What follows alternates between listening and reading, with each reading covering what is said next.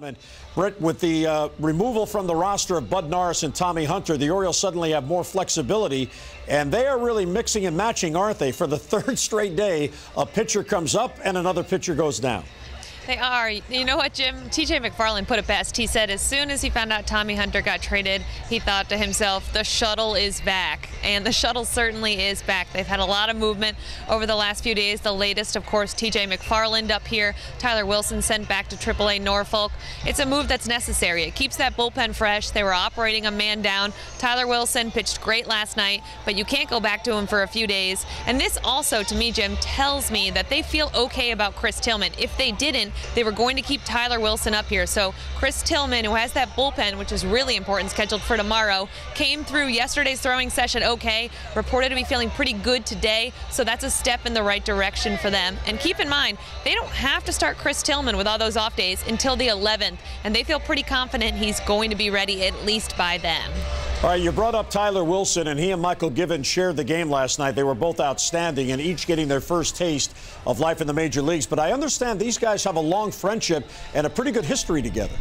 They do, and it's funny, Buck kind of mentioned last night, he said he was looking down at certain points in the dugout, and they were kind of chatting and laughing like old friends, and he thought to himself, well, they did play together at AAA Norfolk, but it turns out their friendship goes way back to when they were 17 years old. They both played for Team USA, spent a summer together playing at the Pan Am Games. They traveled all around the country, and Tyler Wilson said that yesterday he just looked at Givens and thought, this is so cool. We are both up here. We're both a part of this Orioles team, a part of this future, and while Wilson is in AAA, he's still very highly regarded by this organization, and Givens last night showed you why the Orioles did not want to trade him. Struck out 3 of 4 batters, just really a force for them. And there are people in the organization who feel like Givens could be a late weapon for them in September. It can really help this team down the stretch. Well, they did an outstanding job not only in the game last night, but because only the 2 of them were needed, the entire bullpen got the night off, and that is really big early on in a 9-game road trip.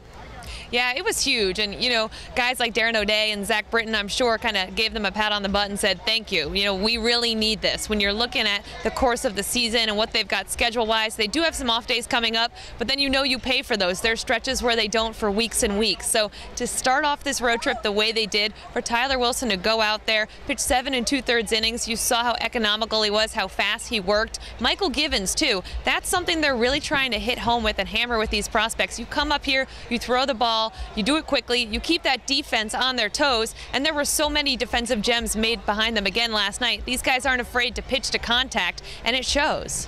All right, there's always some semblance of roster intrigue with this team. It goes on day in and day out. Now, the Rule 5 pick, Jason Garcia, who's been rehabbing his shoulder injury, he's at Bowie, but the rehab period is fast approaching where it's going to end. What is next for Jason Garcia?